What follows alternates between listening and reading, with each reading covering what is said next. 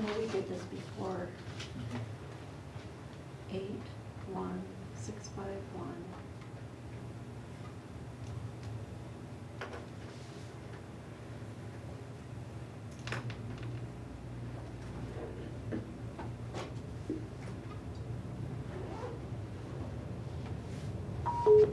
Oh, okay, I think I should have that one.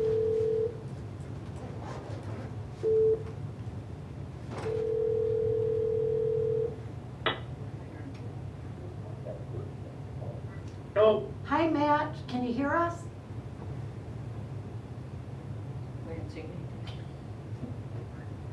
Matt, can you hear us?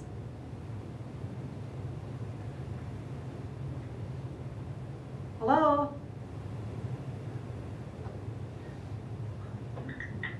Hello. Hello, Matt, can you hear us?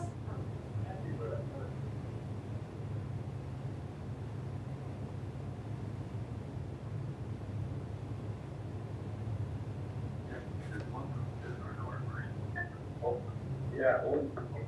I think we're gonna have to try I over. cannot hear you. If you guys can hear me. Yeah, we can hear you.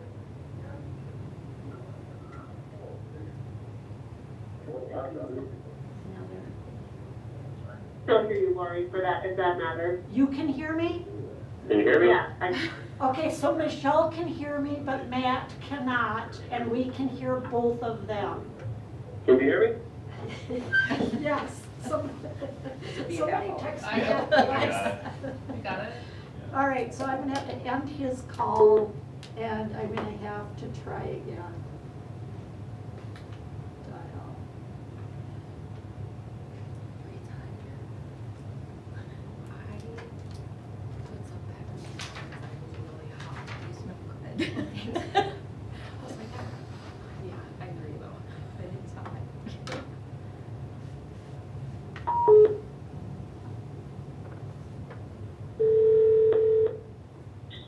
Hello. Okay, can you hear us now, Matt?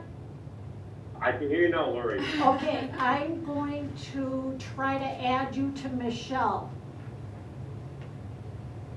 All right. Okay, Michelle, are you there? I'm still here. Oh, great. And Matt, can you still hear us? I am here. Oh, Yeah. wonderful. Okay, we have everybody Right. connected.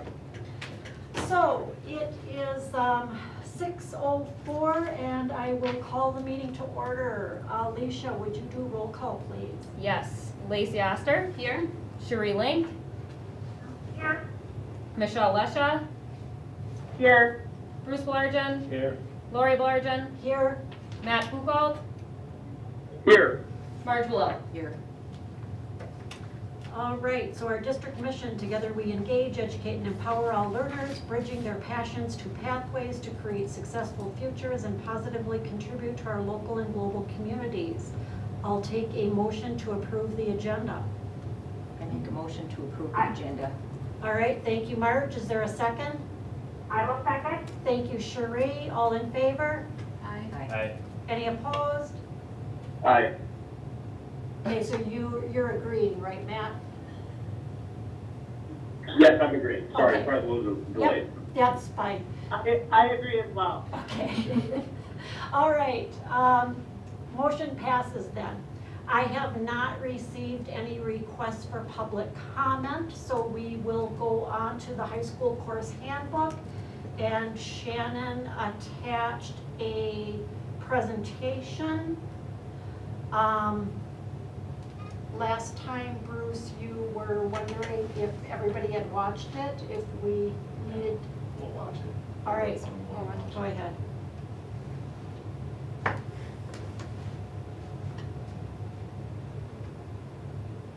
Maybe decide it was for, everyone else. Hi everybody, Shannon Donnelly here. Hope you're having a fantastic night. As you watch this loom, I am currently sitting in Chippewa Falls, supporting the Somerset High School baseball team and watching my son play baseball. So I am very thankful for technology and the opportunity to be able to bring you some information via this loom. And so I'm going to walk through the agenda items that I have on the agenda tonight. So attached to the agenda, you will see the draft 22-23 course offering booklet for Somerset High School, as well as a memo. And the memo is where I'd like to draw your attention if you're able to click into that at this time. So I've highlighted a couple things in the memo in particular that I want to make sure that I mention. There were lots of edits to the handbook that are just, I would say, annual in terms of changing dates and just changing some little things, so I'm not going to spend a lot of time on that. But I wanted to highlight a couple things in particular that I think are worthy of me noting. So if you look at the first page of the memo, you will see in paragraph 2, there's a highlighted area that says click here. So if you click on that link, you will see our Somerset High School course offering slideshow. So this is a Google slideshow that was created 2 years ago, and something that we used last year and already this year to help students and families and parents and prospective students navigate course options and the descriptions of those courses at Somerset High School. We have found over the years that our 60-page document that actually is attached to the agenda has become fairly antiquated, and it's not a very user-friendly document. So we've basically taken that information and put it into a slideshow with lots of really good feedback that's just so much easier to navigate. So I encourage you to take a look at that. The information in the slideshow is the same information that's in the course offering booklet that's attached to the agenda, but just wanted to give you some information that moving forward, the 60-page document is going to go, and we're going to then update that slideshow every year with new information. So I encourage you to take a look at that if you haven't had the opportunity. Right underneath that, you will see some information that I provided regarding a change in our honors courses that we have offered in English and math. And as I listed it here in my information, this conversation really started over 3 years ago in our building as we started diving into our equity work and having some really big conversations of how do we ensure that we're providing an equitable learning environment for all kids in our building. Along with that, doing a high level of analysis regarding our student achievement, looking at high schools around us and what high schools around us are offering in terms of courses. And the idea of, kind of the traditional honors classes really has started to move away. And we're one of the only high schools that still offer, again, I would say the idea of the segregated classes of kind of the honors and non-honors. And so we are kind of taking that leap now to remove the honors classes and have more of a mixed ability classroom, specifically for our freshmen and our sophomores. Our teachers are really excited about this change because they feel like they can differentiate for all types of students at a much higher level if we move to this format. And frankly, students that present with evidence of showing that they need extension and are ready to go above and beyond, our teachers feel like that they can do that much more efficiently and effectively in a mixed ability classroom versus honors and non-honors. So I'm not necessarily going to go through every bullet point that I have here, but I want to really reiterate the fact that this is something that we have talked about and looked at a really high level for multiple school years. The pandemic and COVID and all those kind of things, I would say, kind of halted that conversation. It didn't quite feel like the right time over the last 2 years or 2.5 years to make this change. We feel like we're in a much better spot now to be able to make this shift and then really start having some good conversations with kids about pathways.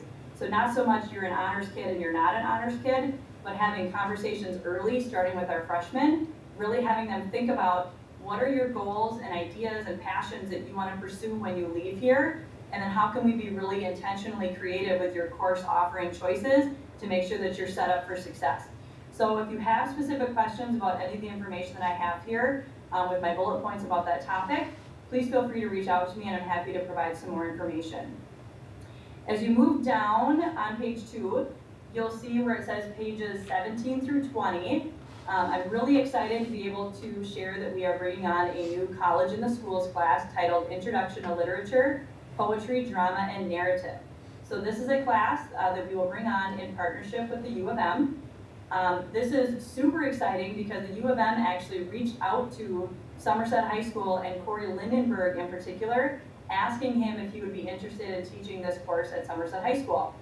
He has had such a great reputation with the U of M. They were excited to see if he would be on board and bringing this class to our high school, which really just brings some additional opportunities for our students in terms of earning college credits and again, strengthening that relationship that we have with the U of M. So we're really excited about that. And right underneath that, you will see where it says page 25 to 27, we are also bringing on an additional math course that will be taught by an instructor from Northwoods Technical College. So this course is titled Applied Technical Math. It will be available to juniors and seniors. And junior year then, students will have an opportunity to pick between Algebra 2 or potentially another math class if they're accelerating, and Applied Technical Math if they would like to take that class as well.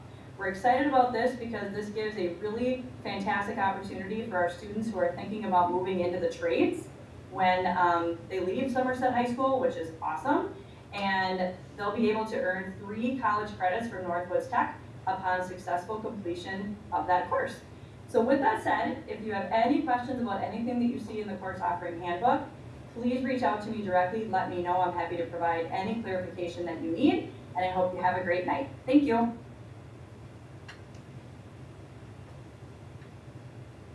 right. Then Tim, are you ready? Hi, as ready as I'll ever be. Okay. So, good evening. Thank you for letting me speak tonight. I'm Tim Stitch. I'm the new Building and Grounds Supervisor. You will notice a couple of things with this presentation. First, I am comically bad at doing formal presentations. So if you have any questions, stop me, go ahead and ask them. Let's kind of make it a conversation, make it a little less formal. Second, there's very little budget in this budget report. There's a couple of reasons for that. One, I do not have the historical context. I've been in the position about 5 months. The second is there really isn't any concrete data that I could present you with. The budget proposals, something that I'd feel comfortable and that is defensible. So what I'm going to present is ways in which we can collect that data, and then future times I can make requests, budgetary requests that I can show, which I have concrete data to kind of show what is needed. With that, I will first turn this on, I believe. Since I am new, it's probably a good time to introduce myself and let you know who I am. I moved into Hudson about 30 years ago with my wife. We have 2 daughters. One of the things any new family with 2 daughters finds out is they don't have enough money for daycare. So with that, I started a cleaning business so that I could be a stay-at-home dad. With that, a great opportunity to spend time with my kids and spend a lot of time in their schools. So very familiar with this setting. I've spent a lot of volunteer time with my daughters. So having that 18 years of experience cleaning has also set me up quite well for managing one of our largest, Building and Grounds largest contract, the custodial contract. So very familiar with the processes, familiar with all that. It has set me up to manage that for the district. About 9 years ago, I started with Washington County. I gave up the business. I needed health insurance, so I started as a custodian with the county. I moved up very quickly, and when I left, I was the operations maintenance manager for Washington County, which our team oversaw over 1 million square feet a day of cleaning and maintenance, over 17 buildings, staff of about 35. So county, with all the resources, they were able to provide some unique trainings. I've also learned quite a bit about the process of being an internal service, where our job is to make sure that those forward-facing things, forward-facing services have the resources to do their job.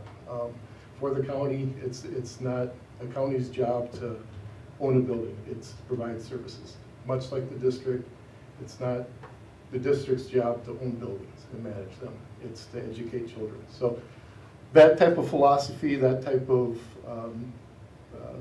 understanding from the county was another great opportunity for the district.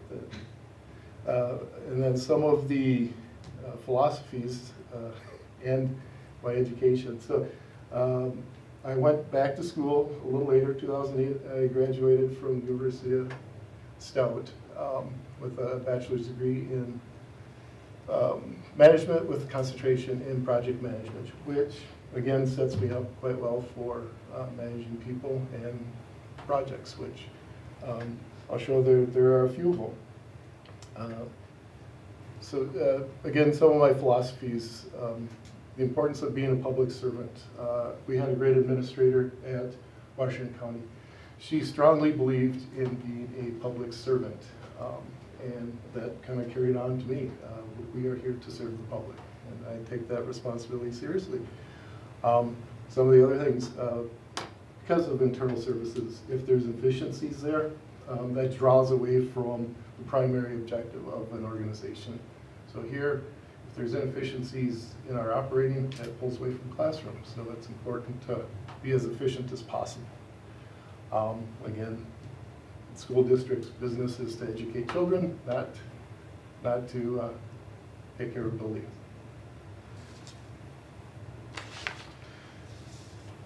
So with that, while I don't have a lot of budgetary information for you because of those reasons I had mentioned, there are 3 processes that we're in need of improving.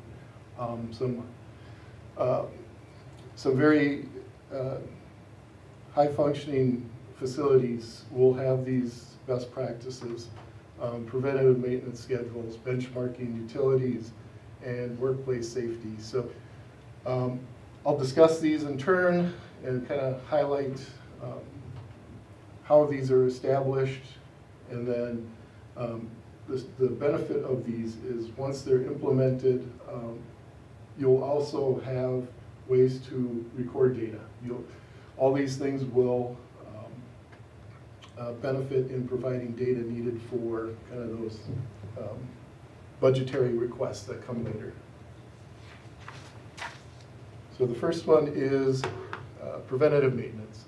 So industry standards, kind of the high standard is 80% preventative, 20% reactionary or on demand.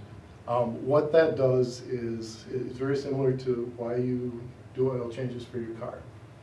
It extends the service life of the equipment. The equipment will run more efficiently over that service life.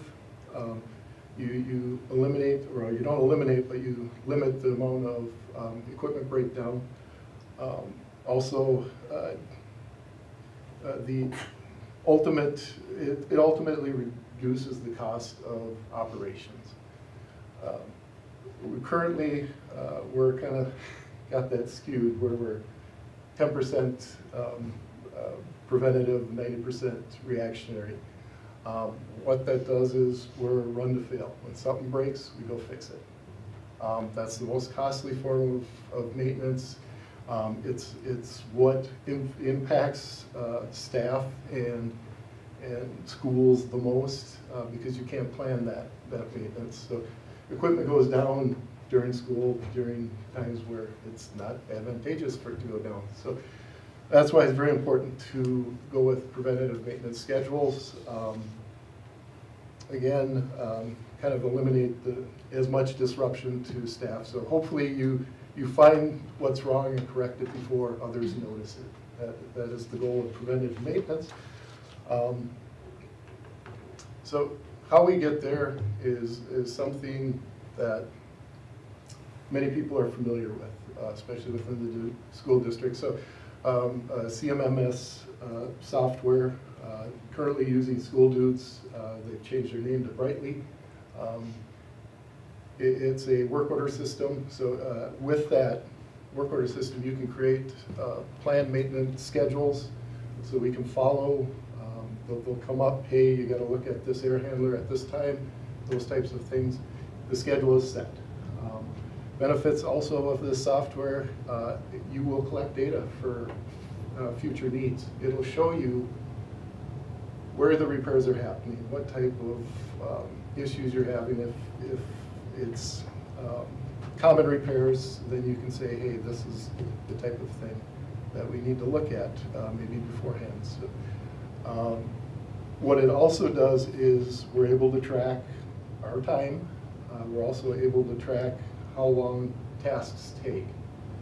So with the software, it's currently being used. With just a few updates, we can include preventative maintenance schedules with that. Is that something, so we have that program right now? We do. It requires an update to do some of the preventative stuff where we catalog the equipment, things like that. How much is that? I don't have the exact figure, but I can get that to you. It's an ongoing cost plus an initial cost to set up the equipment. Is that something you used with Washington County? This particular one we didn't. We used a product called Archibus, very similar. But yeah, set preventative maintenance schedules. We're able to track key performance indexes, things that we want to track. How long did it take something to get fixed? We set up what was called service level agreements, SLAs. So one of the questions I get a lot here is, how long should that take to do? Where is that on the priority list?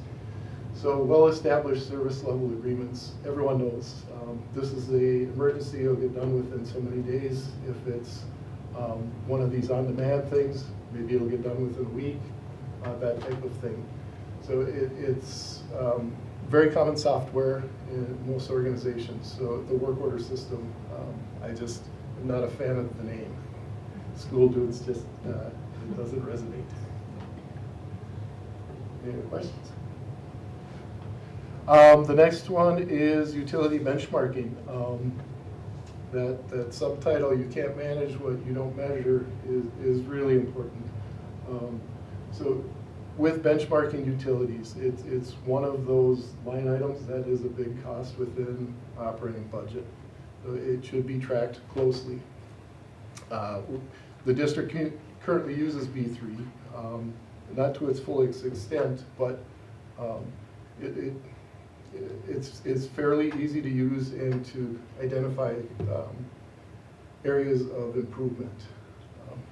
The other thing is it's great to compare one building with another, but also you can compare yourself over past years. So it normalizes for weather, which basically says it takes highs and lows out of temperature and normalizes that so that you can compare different years and have an equal comparing. So it helps identify waste, and you can use this to evaluate new projects. So if a new project comes in, you kind of say, well, the district, it's about $1.20 per square foot for utilities. So you can kind of match that if you're building a building at 10,000 square feet, you can kind of get an idea of how much it's going to cost to run that just for utilities. So again, we currently have the software. Energy Star is another similar software. That software is free, and you can also compare against other similar buildings. So you can compare a school with a school, that sort of thing with that. And both of these programs are integrated, so they'll both share data. This is kind of something you can, tough to see, but you can pull this off of that software, where the bars are actual costs, where the line is utility use. So you can compare, utilities are always going to increase in cost. They rarely go down in cost. So it's important to kind of track how much energy you're using as opposed to the cost. So here we are using a little more. The 2020, I suspect it's related to outdoor air with COVID and all of that. It was recommended that you increase your outside air. That all costs additional money. Well, yeah, but in 2020, we were also shut down for 3 months. Yep, yeah, and there's probably staff, there's probably equipment still running? We went right into the referendum projects. There was no staff Okay. allowed in the buildings either, or very few. Yeah, it'd be interesting to see if equipment really was running at that time, or if with the construction. There was additional energy use. So another nice feature of this software is you can track small changes over time. So this is water usage at the district. While it looks like a big spike at the end, it's really not that much money. But you can see it clearly. That's the first data was in, I believe, 2012. So it's a series of time before we had this jump. So when I look at that, we're kind of settling above our average, our historic average. So that would be something that we'd have to look into, whether meter changed out, there was an issue there, whether we really are using additional water or there's a leak, that sort of thing. So we can use the software to find small deviations in what we expect. So was that actual here? That is, yep. Is that from that pump that was leaking outside of the? So it depends on which meter that was on. But yeah, even if the pump was repaired, it didn't go back to its historic average, so there's still additional water usage somewhere. So that'll cue us to find that. And finally, workplace safety. So one of the easy low-hanging fruit is our SDS sheets. Every organization should have a catalog of all their chemicals on site. We've been renting or leasing the software. When I started, we had 409 and Elmer's glue on there. We're slowly building that to include all of our products that we use. And again, so ASHRAE is another organization that, if following their guidelines, it will save you energy, things like that. Outdoor air, I mentioned that. It affects indoor air quality, things like that. So bottom line of following these guidelines is fewer missed days, better staff and student health, and improved productivity. That's all been proven by some of the ASHRAE standards. They have defensible proof. And finally, the conclusion. So focusing on those three initiatives will extend service life of our equipment. It does reduce utility costs, both with mechanical and tracking it. If we do see reasons why there's that jump, we can take quicker action on it. Even like that water, it is it's a small percentage of cost. That jump was. It was only a few $100s a month, but that's a few $100s a month. And it might have been missed if we didn't see the initial jump, but if it just lift a little and stayed at a higher average, that little incremental amount does cost money. All of this shows that we are good stewards for taxpayer money. They invested a lot on the last referendum on equipment, so it behooves us to take care of that, to extend that life as long as possible. And that's what this will do. Once again, once I have more concrete data, I'll be able to make more informed, justifiable budgetary requests. Right now, I'm just looking to maintain the current budget, not looking for any increases. We'll stay within that budget until I have more concrete information and know where resources should be allocated. I can stand for questions. How do you go about, I mean, we are totally opposite, even worse than opposite, 1090 instead of 80-20. How do you go about turning that around? Yep, so it is, so there was a tremendous amount of backlog of maintenance. So we were short several people, and it created a very large backlog of items. We've worked mostly through that. There's still a few outstanding things there. But then it is that switch to, for our tax and myself to say, preventative maintenance is important. We have to get it done. And it takes that kind of initiative that we push to get that done, and you just move in that direction. Once you have that established, you start to see a diminished on-demand. There'll still be the onesie-twosies, but you generally do not see the larger issues or repairs or things like that. Sounds great, good luck. I appreciate it. Thank you. Tim, with the computer maintenance and adding the preventative maintenance, Yep. is that an extra cost that you need to have more to the budget, or you're saying with your budget you could work that in? With our current budget, we'll work it in. Okay. Yep. Are you capable of running that programming, or someone in your department, I'm guessing, do you have to input all that, or does this system put So, it in? The great thing is the company, School Dudes or Brightly now, will send a team out and they'll catalog that equipment for us. Perfect. Yep. They barcode it, so as we go into PMA, we can just hit the barcode with our phones. There's an app, and it will fill up the preventative maintenance. Huge. Yeah, it is. It really is.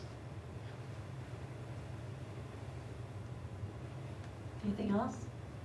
Cherie or Matt or Michelle, do you have any questions or comments for Tim? I do not. I have Thank you no- for the presentation. Thank you. Matt, No, I there's do no not. questions either. Okay, wonderful. If you think of something later, just go ahead and email Tim. Absolutely. Yep, any questions, do not hesitate to call or email. Thank you. Thank you. Dave, would you like to give us information on general school finance? Absolutely. Yes.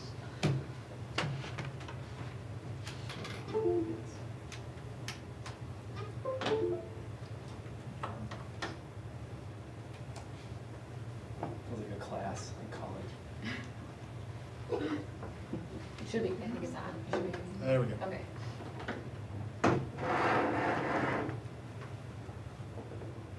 Okay, so I don't have a tight agenda for this discussion necessarily. I wanted to come and touch base, and I planned to do it at the last work session, I think, but I ended up being sick that day. So I want to touch base, update on the ongoing discussion about next year. Part of our process is we approve a preliminary budget in June for the upcoming year. And it's important to keep in mind that that's just a step in the process. We're still working through a lot of these things. For us, we started with kind of a big revenue issue where our ESSER money, as was budgeted, we're going to be about a bit over $400,000 less for next fiscal year than we have for this fiscal year, and that's how we're making up our operating budget this year because there was no state increase. So that's our starting point. Then we have compensation. We have scheduled compensation steps and lanes, but also this discussion to kind of try to keep up with our neighboring districts, to consider inflation. What does that look like for our percentages on the schedules? We've had some hiccups working with McGrath on the compensation study and plan. She's had some issues, whether professionally or personally, where it's just been delayed and delayed. So we still have to consider these things as we move forward. While we might not get the hard data or the hard plan for use next year, it will still be something that we rely on going forward.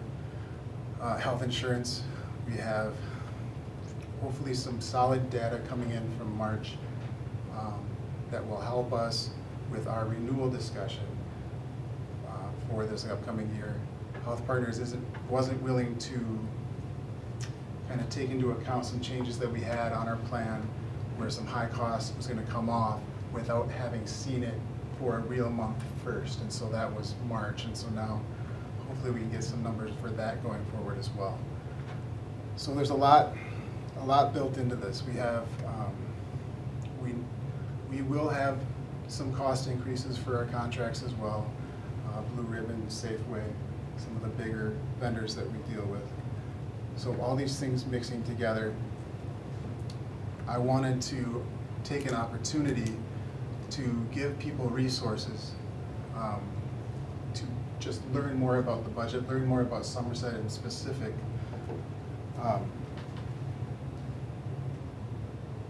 If you have questions, if you want to see how things work, I have a presentation that I usually go through to talk about school finance in general. Usually I think May, once we have the board set for the year going forward. And I should mention, I'm happy to go through any of these things on a one-on-one basis. I've done that with many board members over the years. Just let me know. But I will be updating this with current screenshots and such to go through again. Like I said, I think in May. But at any time I can walk anybody or everybody through that. But I wanted to also highlight, there's information about taxes, there's information about budget in specific. We can see the factors that affect budgeting in Wisconsin. You can see a lot of background and process and timeline for how budgeting in school districts works, some of the numbers here in Somerset. And then you can see also all the different functions that we work on every day in the business office, both business services and operations. But last week, as we were working on journal entries to try to close the books for March, and I was thinking, well, good, I can get working on Q3 budget to actual. I realized that we haven't talked about Q2 budget to actual. That's also here. And that, once we get, I think through Q3, hopefully we'll see some trends through March that will help us identify where we think the year might close for this year as well, because that also plays into what we're looking at for next year. So here's where the quarterly reports are. This first one, Q2 of this year through December, there's not a lot that's different, and I say this almost every report. There's not a lot that's different, though again, these years, the COVID years, do throw a wrench in it. They make some things kind of strange and not easily comparable between years. But overall, our percentages are pretty normal at this point. Everything looks to be running pretty smoothly. If you look at some of the things that we tried to pull out and really examine in detail, the gas and oil for heat is a bit high. Some of the rate costs have gone up. But otherwise, percentage-wise, we're pretty similar. Our HRA cost, which is part of our health insurance, is the district's self-funded portion, and it's the last component of our deductible, where the district kicks in as needed for the last portion, is extremely low again to start. This blue line here was last year, and this pink line is this year. And so again, we're very low. But all these things together being said, the cash flows are very similar. At this time, it doesn't look like we should expect to be going over budget. We shouldn't expect to be deficit, and this is what we planned, of course, with our federal money making up the balance as needed. But it looks as though early on in the year, we also could consider that we will be coming in under budget for expenditure as well. And that's conservative budgeting. Typically, we do come in slightly under budget, so we'll continue to monitor that. Dave, with that ESSER money that we're getting in, is that gonna help us be further under budget than we planned, or? But the plan is to only claim as needed. So we could claim some next year though, right? Yes. From our earlier presentation, which would help, hopefully help. Yeah, it's just the amount. The total amount that we're eligible for isn't enough to cover what we would normally operate at. So the amount next year is, as I said, over $400,000 less, like it's not, there's that much deficit of that amount allocated to us that we can't say we're going to claim because, you know, of the, say, $1 million we got, we will have claimed 600,000, right? So, or actually, I got that wrong. $400,000 less next year. So of the 1 million, there's $400,000 less next year. If we were to claim $1 million this year, there would be 600,000 available next year. So, circling back. Oops. And I should mention there's other reports here as well. Our audits, our financial statements here, budget hearings, and then DPI reports as well. So all that being said, I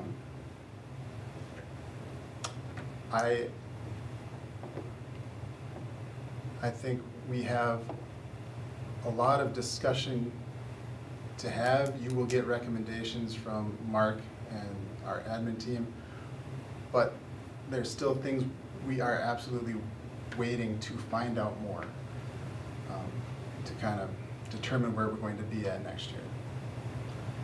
And next year is the last year of our state biennial budget, which means this is the last year that we know we're getting $0 increase on our revenue limit.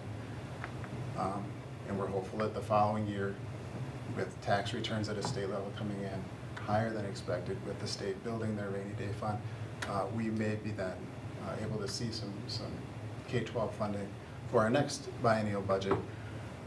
And additionally, you know, if one of the biggest factors that we talk about for revenue is student count, student membership. So if that's growing, that also has an effect, positive effect over time. So again, I've jumped around a little bit, kind of open it up if you have questions, if you have things you want to discuss or want information brought back to you, I'd love to hear it.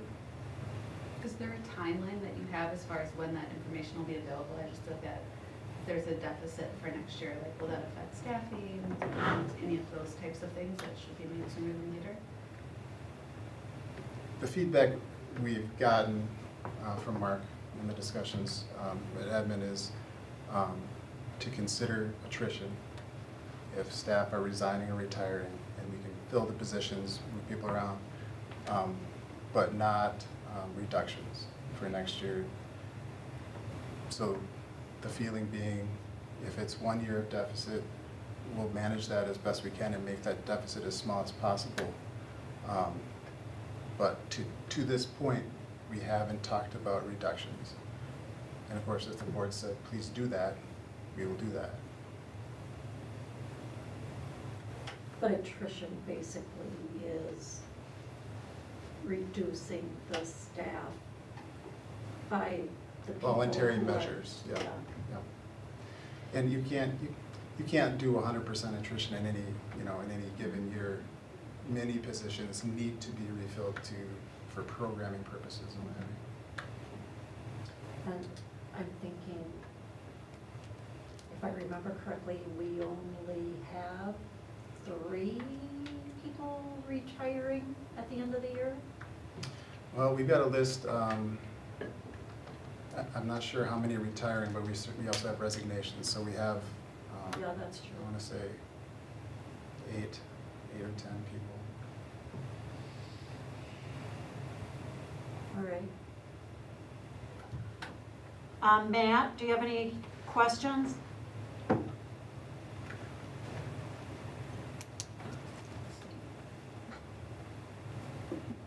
Michelle, do you have any questions? I do not. Cherie, do you have any questions? I do not. Okay. How about the rest of you? So Dave, you and the administrative team or Mark will come with some type of recommendation for staff increases for next year? Is that kind of what I'm hearing? Compensation? Like a What you're referring to? percentage based on Yeah. area or? I think how that'll look will be regular movement and then percentages on the schedules. So different dollar amounts, different options. Because I think, even when I talked to Victoria early in the process, she said if we're not gonna get to the point where we're using her compensation study for the very first year immediately after she creates it, then we would certainly wanna consider just increasing the schedules so that it's not a huge change the following year if that's when we implement that. You would be able to go through and say, all right, you would already know that the step would be, you'd be pretty close on what the step and lane change would be for everybody for next year, and then it would be kind of like this year, we said, hey, we're gonna increase it by another percentage, Yeah. but it would be probably more than the one that we raised the grid last year. Yeah, I mean, she said 2 or 3 is very conservative, just based on inflation. But we won't know our comparison until we see the comparison. So we won't know how we stand compared to, you know, New Richmond or Osceola. Until she does that. Yeah. And to be clear, last year we gave everybody a step in the lane increase, right? And then we raised it by another percent. Correct, for this year, yeah, Okay. that's right. So when do you think you'll be coming back to the board with that information? I think May is great, from my perspective, if that works for you all. Okay. You You'll know, have enough information by then? Well, certainly we can project. I mean, it really is, we may get some late resignations, but we should be pretty close to what our staff will be. And I know if there's a desire for, again, additional information specific about compensation, I know Matt has had some questions specific about the compensation plan.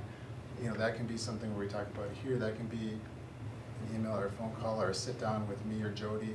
You know, I just want to emphasize, like, we're available for these things if you need that information.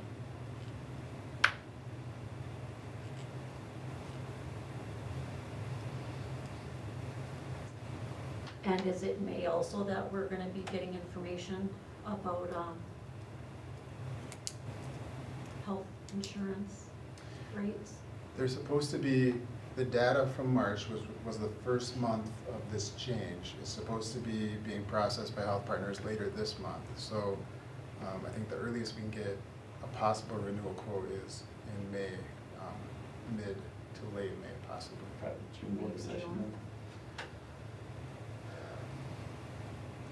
And if that, you know, if this is a lot, the work session, I often go through the quarterly reports much slower, much more detail. I can continue to do it like this, where it's just out there and I breeze through if there's any highlights. I can do it at our business session this month or at the work session later. You know, if you have feedback about your preference, I'd love to know. Because I don't want to be wasting people's time, but at the same time, I don't want to gloss over something if it's not making sense. So you were just saying that you're gonna be putting together the third quarter report, and so would that be ready for the May work session? For sure, yeah. Okay, because we're already at the April work session. Right, if you wanted to see it at the business meeting in April, I was saying we could do that as well. Okay. I always like the comparison. I mean, kind of seeing where we are. I like you showing it up here, then anybody who ever wants to go back, it's Absolutely. there. And I know it's on the website, but, you know, hearing from you is always. A lot of the things always do seem the same year over year. And so that's why I like to focus on the little call-outs. When we say what's, you know, every year there's something that's over and every year there's something that's under. Let's talk about some of these things. I like that part a lot. And one thing, just looking at it, I mean, if we're gonna be over next year, is it something that's too late kinda in the year to be making, I mean, you already kinda hit it, but making adjustments for next year, so we would be deficit spending, knowing that next year we'd have to see either where the state was gonna give us additional money for the following year, or we would have to look at making cuts if we didn't wanna keep deficit of 400,000 again. And how that timeline works with the state budget is if it's, if the legislature and the governor are getting along well, it can be done, you know, in March and April, you'll know. They try to be done by June, but it can go into the fall in the worst case scenario, which is bad for us because that we need to know what we're going to be budgeting, what's our revenue going to be. So I think the prudent thing would be for us to plan to talk about what does it look like with good news from the state and what does it look like with bad news from the state, early in the calendar year next year. So you're talking early in the calendar, like the school calendar? Or you're talking No, calendar. February? Like January. January, okay. For 23, 23. 24. Yeah.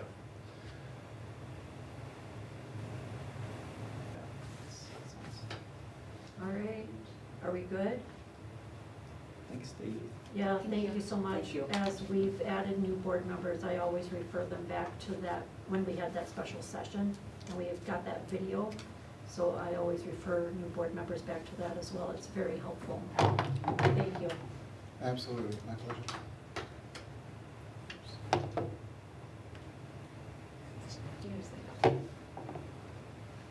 All right, the next item on our agenda is the school health service medical advisory position.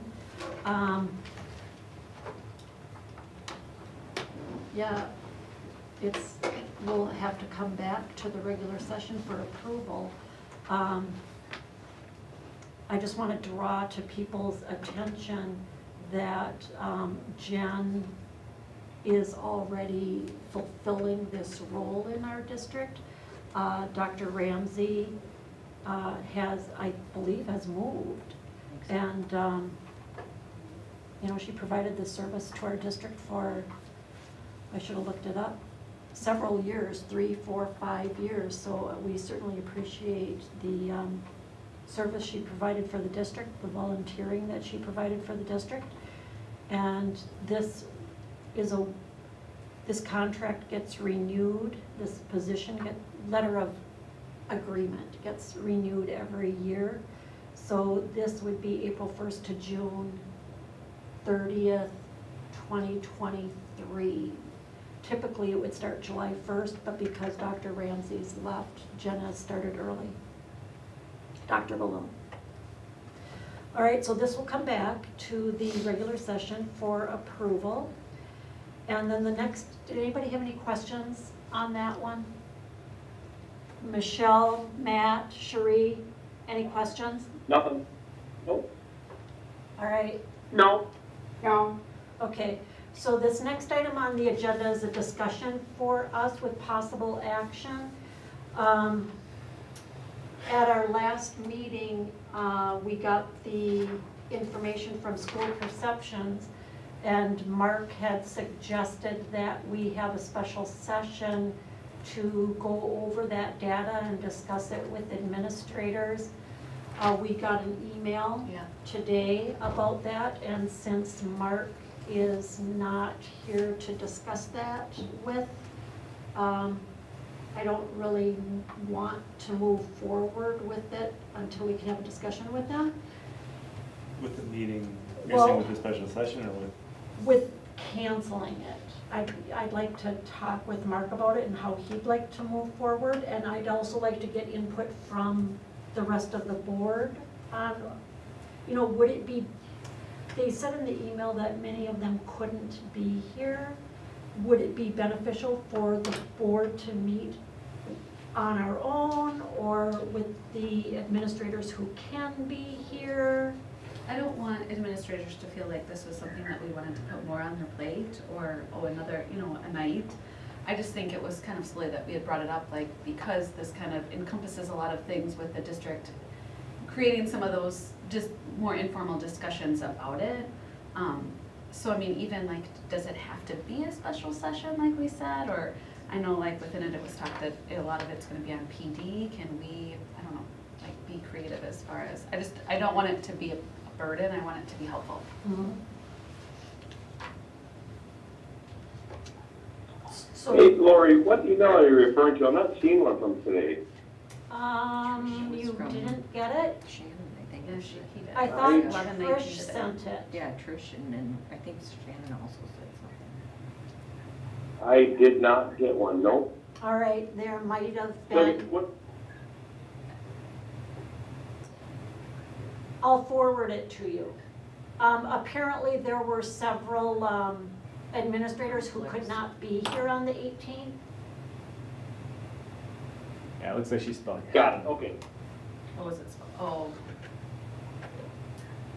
I just forwarded it to The you. 18th was a date that I also indicated that I was not going to be there, but I would appear virtually, but I don't even know if I necessarily need to be a part of that either. So I don't really have a position, I guess, on moving it. Because I thought it was a way for board members to connect with administrators, trying to, right? That's the goal, to try to come up with some. Well, when Mark talked about it with me, he was talking about, well, and I think he said this in one of the weekly updates, something about looking at the strengths and looking at the weaknesses or challenges or something like that, and having a discussion. Yeah, I think it was just to just have an open discussion between us and administration on what direction we were moving and looking at, the positives and negatives and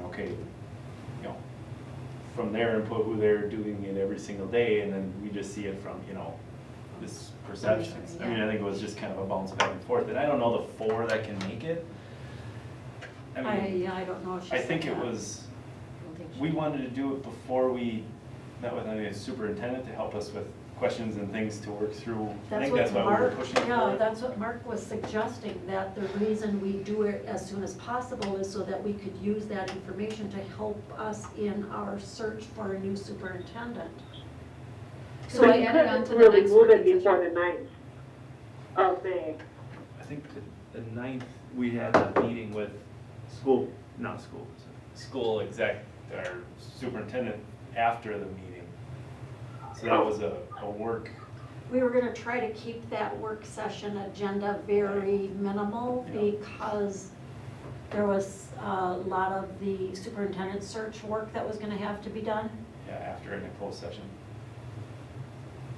The 9th was our closed Yes, session. I agree, that was the whole purpose of that, and I see the email now, and, my email was wrong on there, so I think we should move it to find a time that meets, or that matches with those that can be there. I mean, we need to talk to the staff.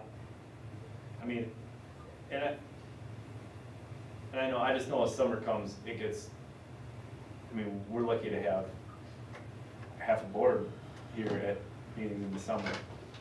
A lot of times, I don't think it's huh? I don't think so. Well, if I got something going on, I'm not coming. If I got 18th. baseball, I just show up. I know there's middle school conferences on April 21st. If the 18th, would the board like Alicia perhaps to send an email to the administrators and find the day that works best? Or the regular session? Or I would just love their feedback too, like maybe they don't think that would be, I think the purpose that we were, I think some of the things, and even on the survey, some of those, missing pieces to connect the board and administration and the board and staff. So I think, what feels good to them? I'd love to give their feedback on how they think that we could help support them to take that survey to be effective. Like, do they want to be a part of that with us, or do they think it would be more helpful? I know they had mentioned on their PD days that they do a lot with that data. Would that be more helpful if we met as a board and sent some reps to a PD day? I go to high school, one of us, I don't know. I'm willing to be creative and work with admin to support them and what they feel would work best. Did she say they were meeting Wednesday to discuss it? Well, I thought they usually had admin meetings on Tuesday morning. Maybe they could talk about it Tuesday morning with Mark. Mark will be back. They have it today, I think, instead, but normally it's Tuesdays. Okay. Because if they could maybe get back to us and what would be helpful, because we're just trying to include them, so Yeah. it's not just us. I don't want them to think like, Talking, oh, yeah. here's I wanna. It's Mark, we had talked about the board getting together Yeah. to discuss it, and Mark asked you know, do you want to include the administrators? And we thought that would be helpful for them and us, but, But I know, I mean, it gets to be a busy time of year too, Yeah. and I wanna be, you know, but Whatever if there is information in that survey that's going to help us in our choice of a new superintendent, you know, I think it's important that we take a look at it as soon as we can. Per Trish's guidance, we look at the 25th and adding it to that, to the regular session. We might be able to, I don't, I mean, if this is what's gonna be on the regular session, there isn't a ton for action Oh, in yeah. the regular session, so is it, I'm Maybe at wondering least- about the schedule from School Exec Connect. Is there anything that we have to do with the superintendent search by April 25th? I don't think we have anything till the. no, not till the Till night. the 9th. So perhaps adding it to the 25th agenda? Yeah, I mean, we give it a half hour or something. And really conveying, like, it's more like informal for all of us, like, yes, for me to dig through that data, but to have all voices kind of present to give some feedback with it. Do you think it would be beneficial to have it separate earlier, like at 5 or 5:30? Maybe, Maybe. maybe we'll check with them, or Alicia or Mark or whatever checks with them and says if that works, that we can do it earlier if that helps them. What keeps us on a timeline too. Right. If we say like, let's start at, We have a listening Maybe. session at 5, right? Oh, yeah. Can't really do it earlier. We have a what? Listening session. Oh, yeah, I forgot. Yeah, maybe that won't work then. Sorry. but if there's not a lot of stuff on our agenda, I would rather that than have a separate meeting next Monday personally, but that's Well.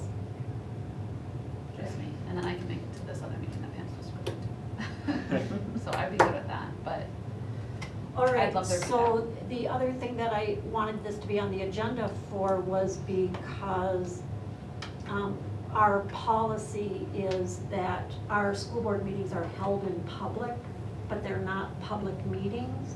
So because Ian isn't sworn in yet as a board member, one of the things I'd like to talk about is having making a motion to include him in the discussion. I think that makes sense. I mean, Yeah. But I have no problem making that motion tonight. And whether it's the 18th or the 25th, make a motion to include him in that Is he discussion. being sworn in on the 25th? Typically not until the end of the meeting, Michelle would, Oh. and then his first meeting would be after that. Oh. So would somebody like to make that motion? I did talk with Ian about this, and he was interested in participating. So, Yeah, I'll make a motion to include Ian McDonald to participate in the April 18th or April 25th